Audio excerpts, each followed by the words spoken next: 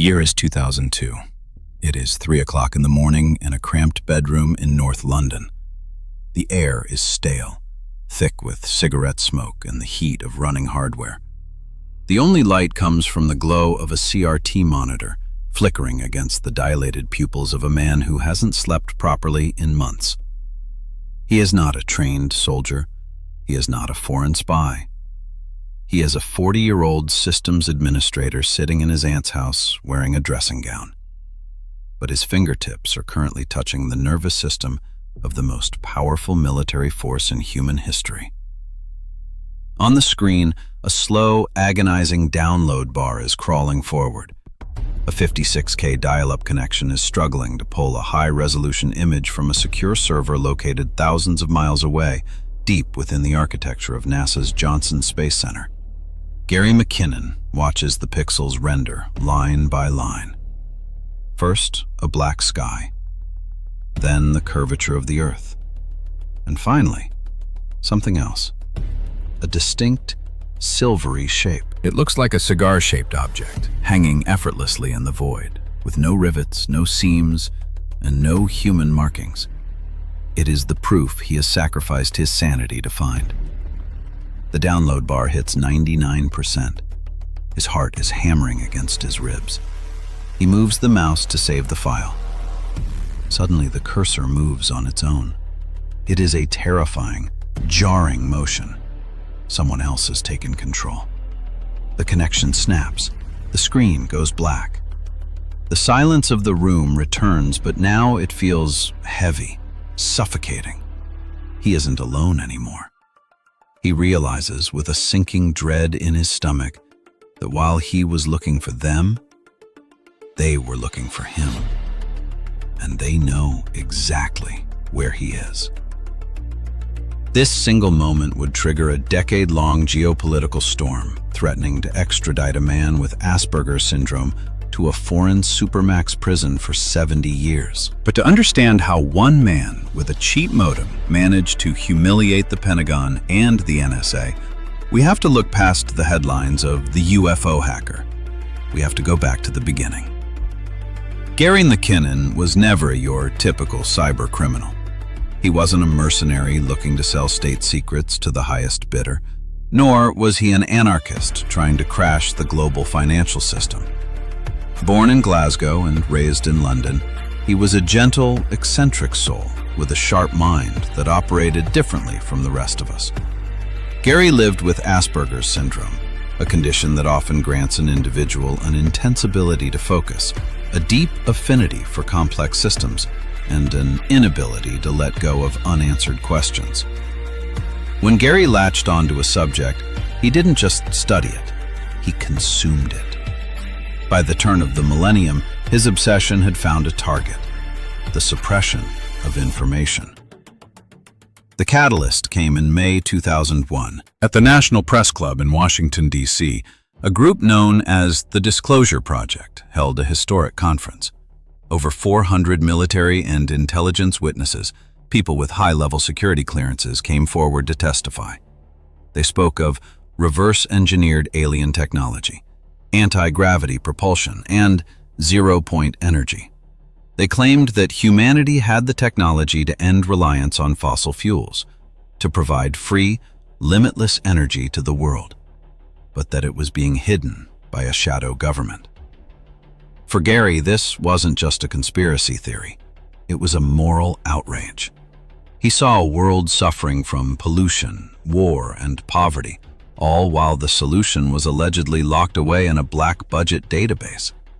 His Asperger's mind demanded a resolution. He couldn't simply wonder what if. He had to know. He had to see the files. So he sat down at his computer. He didn't have a supercomputer or a team of elite hackers. He had a 56K modem, a copy of the programming language Perl, and a cheap PC.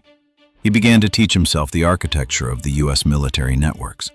He assumed he would hit a firewall of impenetrable code, a digital fortress guarded by the most sophisticated encryption on Earth. What he found instead was shocking in its negligence. Gary wrote a simple Perl script, a few lines of code designed to scan the internet for Windows machines. He pointed this script at the IP ranges belonging to the US Navy, the Army, the Air Force, the Pentagon, and NASA. The script wasn't an advanced weapon. It was a digital doorknob shaker. It simply knocked on the doors of thousands of computers asking one question: is your password blank? The results horrified him. The script returned thousands of hits. High-level administrators tasked with guarding the secrets of the most powerful nation on Earth had simply not set up passwords for their accounts. They had left the default settings on. It was the digital equivalent of leaving the keys to the nuclear bunker under the doormat. Gary was stunned. He realized he didn't need to break in, he could just walk in. And that is exactly what he did. For months, he lived a double life. By day, he was an unemployed systems administrator drifting through life. But at night, he became Solo, his hacker handle. He would log into US military servers with full administrator privileges. He roamed through the networks of the Pentagon and NASA as if he were browsing a local library. He wasn't malicious. He didn't destroy data. He didn't crash systems. He was a ghost, silently sifting through folders, looking for terms like Non-Terrestrial Officers and Solar Warden. He installed a remote control program called Remotely Anywhere on the target machines, allowing him to view their desktops in real time. He was looking through the eyes of US military computers, searching for the truth that he believed would save the world. But this easy access became a trap. The thrill of the hunt, combined with his obsessive nature, made him careless. He started spending 8, 10, 12 hours a day inside the networks. He stopped taking care of himself. He stopped looking for work. The line between his physical reality in London and his digital reality in Washington began to blur. He felt invincible, believing that his noble cause protected him. He was wrong. Every connection left a log. Every command left a footprint. And thousands of miles away, the sleeping giant was beginning to wake up. Deep inside the servers of the US Space Command, Gary struck gold. He wasn't looking at grainy photos anymore. He was looking at logs. It was administrative data, the boring, bureaucratic paper trail that every large organization generates. But the content of these spreadsheets was anything but boring. Gary found a list. The header read, Non-Terrestrial Officers. He scanned the names. He checked them against the public rosters of the US Air Force and Navy. They didn't exist. These weren't astronauts on the space shuttle. These weren't rapid response teams stationed in foreign countries. The term non-terrestrial implies not on Earth. He found transfer logs detailing the movement of materials between ships, but the names of the ships, the USSS LeMay, the USSS Hillenkoetter, did not exist in the US Navy's public registry. In Gary's mind, the pieces of the puzzle were snapping together. He believed he was looking at the roster for a secret space fleet, a Solar Warden program operating completely off the books, defending the planet or perhaps policing the solar system, using the very technology the Disclosure Project had warned about. He was ecstatic. He had the proof. He had the names. But in his excitement, Gary McKinnon made a fatal error. He forgot about the sun. Gary was operating from the United Kingdom. When it was late at night in London, it was the middle of the workday in Washington and Colorado. For months, he had been careful to log in only when the American offices were empty. But as his obsession grew, his discipline faded. He started hacking during US office hours. He was logged into a secure machine at the very moment a network administrator returned from his lunch break. The administrator sat down, wiggled his mouse to wake up the screen, and froze. He saw his cursor moving on its own. He saw files opening and closing. He saw an intruder. This wasn't just a breach, it was an invasion. And it couldn't have happened at a worse time. The world was still reeling from the attacks of September 11, 2001. The American intelligence community was on a razor's edge.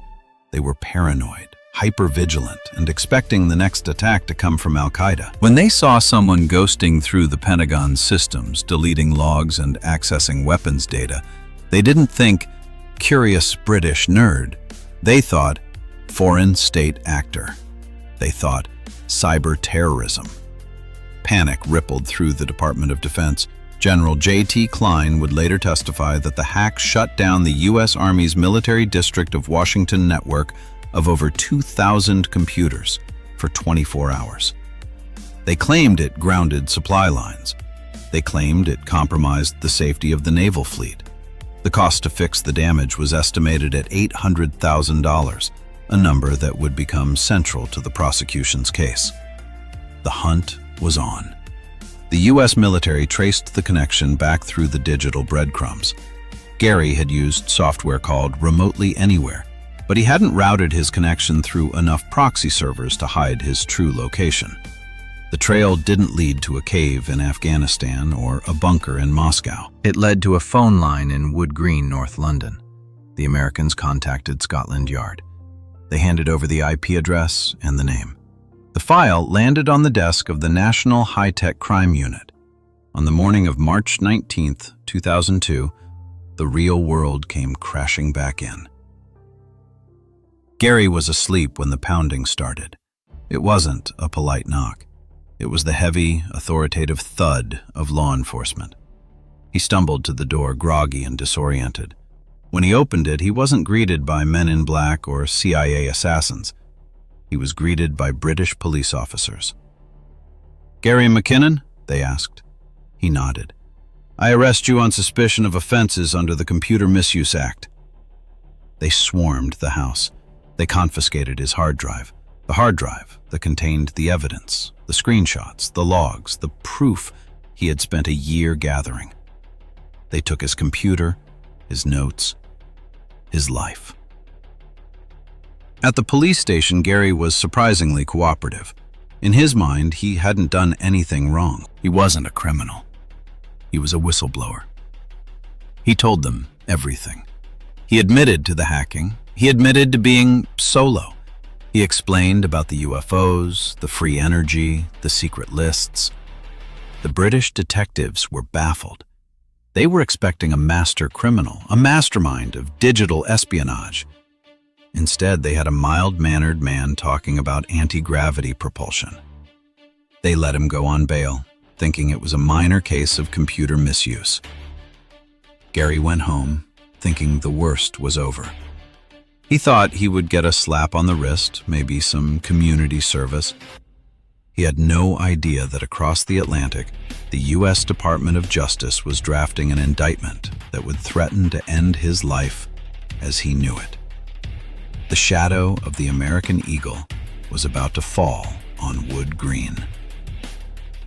In November 2002, the other shoe dropped, and it dropped with the weight of the entire American federal government. The U.S. Department of Justice unsealed an indictment that charged Gary McKinnon with 8 counts of computer fraud. Paul McNulty, the U.S. Attorney for the Eastern District of Virginia, stood before the world's press and declared, "Mr. McKinnon is charged with the biggest military computer hack of all time." The Americans weren't interested in his theories about UFOs. They weren't interested in his curiosity. They wanted to make an example of him. They demanded his extradition. They wanted him flown to the United States to stand trial. If convicted, Gary faced up to 70 years in a supermax prison. 70 years. For a man who had never physically hurt a fly, this was effectively a death sentence. Rumors swirled that he might be labeled an enemy combatant, stripping him of basic rights, potentially landing him in Guantanamo Bay alongside terrorists. Gary's life became a waking nightmare. He was trapped in legal limbo, banned from using the internet, stripped of his passport, and forced to report to a police station every single day. He watched as the UK and US governments signed a new, controversial extradition treaty in 2003, a treaty that many legal experts argued was heavily biased in favor of the United States. Gary became the test case. He was the mouse caught between two elephants. For 10 agonizing years, the legal battles raged. Gary lost appeal after appeal.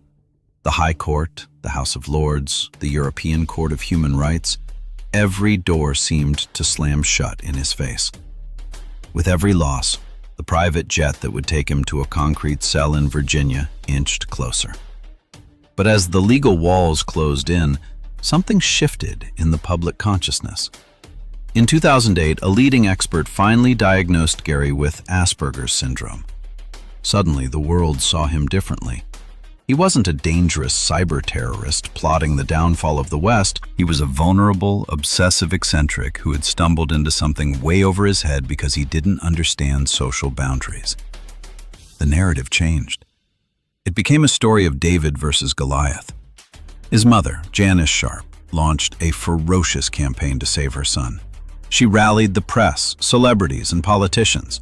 The tabloids, usually hungry for blood, turned Gary into a sympathetic figure. "Don't throw him to the wolves," the headlines screamed.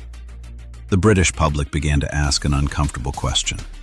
Why are we sending a mentally vulnerable British citizen to face a foreign justice system for a crime committed from a bedroom in London?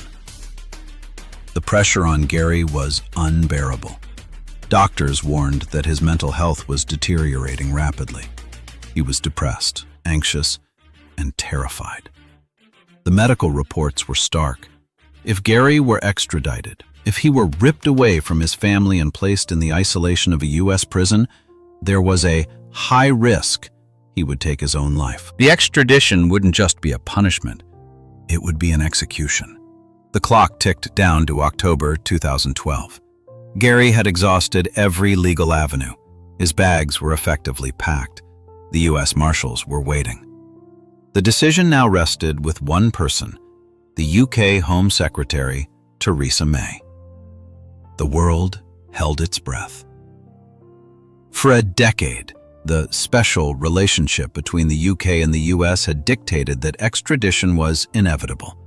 To refuse the Americans was a diplomatic insult, but to send Gary was a humanitarian disaster. On October 16th, Theresa May stood up in the House of Commons. She spoke about the legal obligations, she spoke about the crime, and then she spoke about human rights. "Mr. McKinnon is accused of serious crimes," she said, "but there is also no doubt that he is seriously ill." She paused. "I have concluded that Mr. McKinnon's extradition would give rise to such a high risk of him ending his life that a decision to extradite would be incompatible with Mr. McKinnon's human rights." The chamber erupted. The order was blocked. Gary McKinnon was staying in the UK. For the first time in 10 years, the sword of Damocles that had been hanging over his neck was gone. He wouldn't die in an American prison. He was free. But as the cameras flashed and the champagne corks popped in the McKinnon household, a quiet, unsettling reality remained. Gary had won his freedom, but the files he claimed to have seen, the lists of officers, the ships, the technology, remained locked away in the servers he could never touch again. Gary McKinnon avoided the orange jumpsuit, but he didn't escape unscathed. The decade-long battle cost him his health, his career, and 10 years of his life consumed by anxiety. Today, he lives a quieter life, far removed from the digital battlegrounds of the Pentagon. The charges were eventually dropped in the UK as well. The man who hacked the world's greatest superpower is now free to walk the streets of London, a ghost in the machine who returned to the analog world. But the central question remains: what did he actually see? Skeptics argue that Gary was a man seeing what he wanted to see. They claim the non-terrestrial officers were likely just playful internal nicknames for Air Force pilots, or perhaps glitches in a low-resolution image render. They point out that in his panic, Gary failed to save the one piece of evidence that would have vindicated him. The image of the cigar-shaped craft exists now only in his memory. We have to take the word of a man who admits his own mind works differently than ours. However, the ferocity of the American response tells a different story. Why would the US government spend millions of dollars and 10 years hunting down a harmless crank if he had only found a few empty spreadsheets? Why the terror? Why the desperation to lock him away in a dark hole where he could never speak to the press again? Was it just about network security? Or was it about containment? We live in an age where data is everything. We assume that if something is true, it will be leaked. It will be on WikiLeaks. It will be on a forum. It will be tweeted. But Gary McKinnon reminds us of a time when secrets could still be kept, and when the truth could be glimpsed through a slow, crackling dial-up connection.